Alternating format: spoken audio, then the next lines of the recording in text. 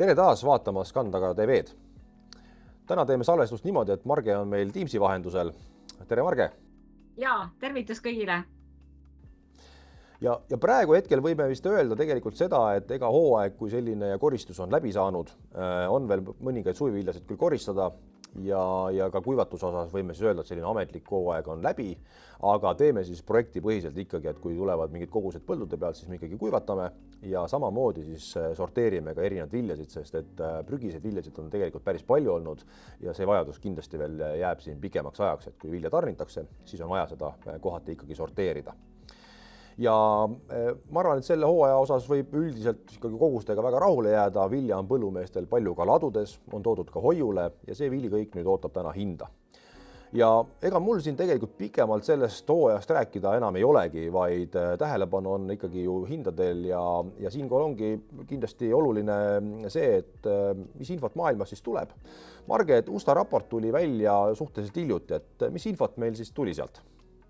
Jah, et kõigepealt ma tulen selle juurde tagasi, et Eestis on tõesti väga palju vilja müümata, mis on põllumeeste ladudes ja ka kokkuostjate ladudes ja tuleb ka välja, et ka Lätis ja Leedus on tegelikult ladudes palju vilja, mis ootab siis nii-öelda laevatamist ja äramüümist, aga suures pildis hetkel ikkagi kauplemine praktiliselt seisab turgudel.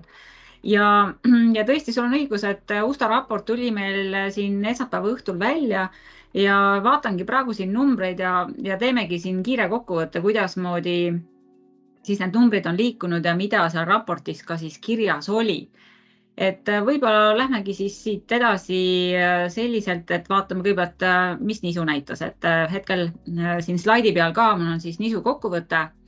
Ütleme niimoodi, et USA raport nisu numbritega ei üllatanud, pigem olid nad, nagu analüütikud ütlevad, igavad numbrid, sest on teada, et nisu ikkagi olulistest piirkondadest on tulnud palju ja seda kinnitati ka nüüd ametlikus USA raportis, et kui me vaatamegi siis toodangut, siis globaalselt 4 miljonit tonni rohkem võrreldes eelmise aastaga, et see on üllatuslikult ikkagi võrreldes ka eelmise kuu raportiga palju rohkem. Ja kui raportit vaadata, siis just Venemaa osas tõsteti siis nii-öelda nisu saagikust ja üle 90 miljoni tonni siis prognoositakse Venemaalt nisu. Mida me oleme siin ka varem oma saadetes juba rääkinud, nüüd me näeme seda ka mustvalgelt siis USDA raportis. Ja üks on siis see USDA raport, aga me oleme siin ka oma majas ja oma grupis siis analüüsinud, et kuidas moodi on siis üleüldiselt kõige suuremates nisu kasvatuspiirkondades siis nisu tulemas ja kui palju seda eksporditakse. Ja nüüd eksportivates riikidest, kui me räägime siin just nimelt see Venemaa ja Kanada, Austraalia, et praeguse seisuga ka tegelikult me näeme, et see number on üle 5 miljoni tonni rohkem võrreldes eelmise aastaga.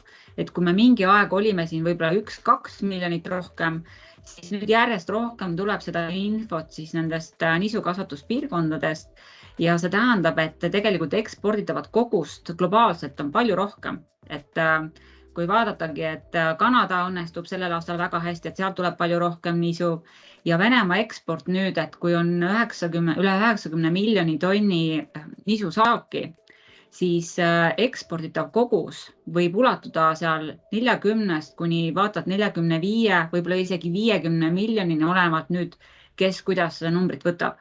Nii et see 5 miljonit tonni rohkem nisu on tegelikult ju vaja eksportida, sellele on vaja kodu leida.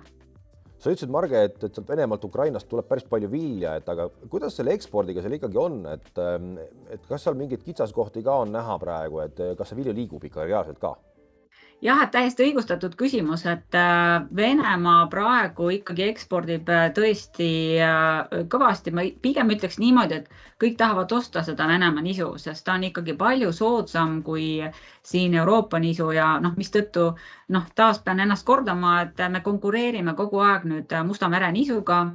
Ja see on tõmmanud ka nii-öelda selle ostuhuvi Baltikumi nisu vastu tagasi ja ka hinnad on selle võrra natukene tagasi andnud.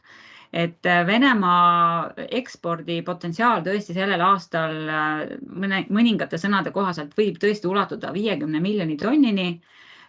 Siiski praegu ei ole see veel sellist suurt hoogu sisse saanud, aga me oleme suht ka veel alguses, et kui see eksporditav kogus peaks olema sinna 45-50 miljoni tonni kanti, siis peab iga kuu tegelikult Venemaa selline üle 5 miljoni tonni eksportima.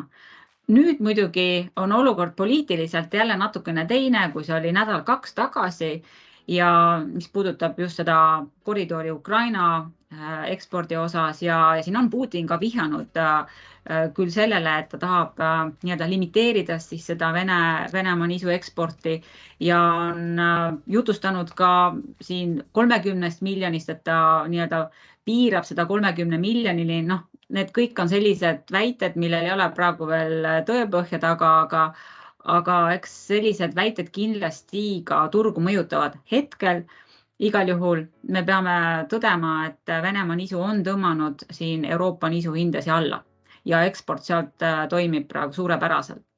Ja kui me vaatame Ukrainat, siis seal oli samamoodi, et Ukraina ka ekspordib järjest hoogsamalt, ta saab teha laevu välja, ütleme, et kogu see ahel on saanud või loksunud paika ja on ulatunud ka juba Ukraina eksport sinna põhimõtteliselt sinna 4-4,5 miljoni tonni juurde kuus, et see on võimalik õigemini sinna siis ulatuda, et sinna praegu on võib-olla seal 3 miljoni juures.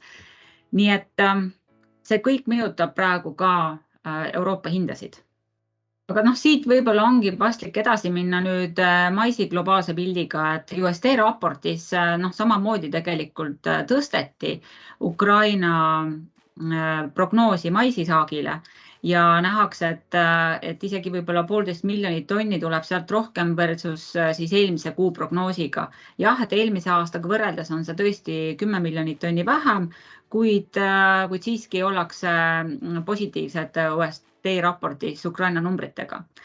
Aga mais iseenesest nüüd USD raportis oli küll ühtepidi nagu üllatav, teisipidi jälle turgu nii väga ei üllatanud ka, sest halvadest USA maisipõldudest me oleme juba siin ka hea mitu saadet rääkinud. Nüüd selles USD raportis on seda fakti ka siis kirjalikult näidatud ja tõesti USA maisi prognoosi siis vähendati oma 10 miljoni tonni võrra ja üldiselt globaalne saaks siis vähenes omakorda 7 miljoni tonni võrra, ulatudes nüüd siis 47 miljonit tonni vähem kui eelmisel aastal.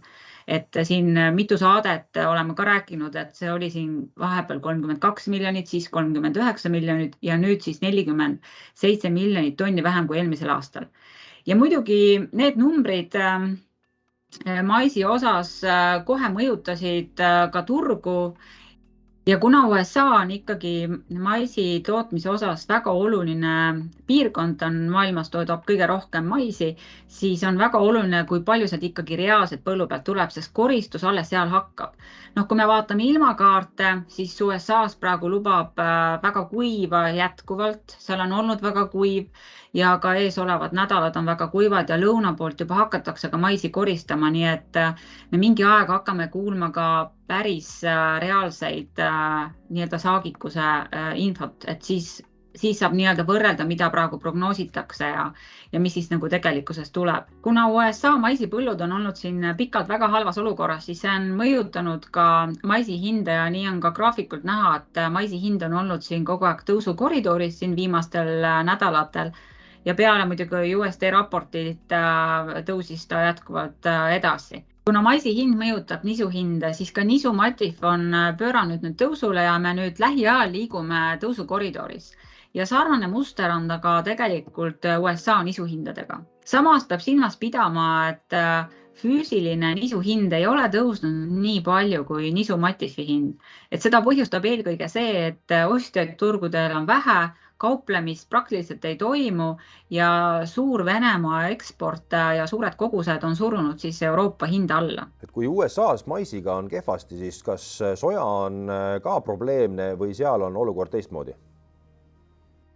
see on täiesti õigustatud küsimus, sest kui me vaatame USD raportit, siis siin oli nüüd küll üks üllatus, mis raputas turgu, et USA-s nimelt vähendati siis sojasaaki ja seda 4 miljoni tonni võrra. Et kui me võrdleme neid varasemaid raporteid ja ka infot, mis on tulnud sealt, siis ei ole sellist negatiivset signaali tulnud sojapõldude osas. Nii et see informatsioon kohe tõstis soja hinda ja ka näiteks eile meie rapsi hinda siin Eestis.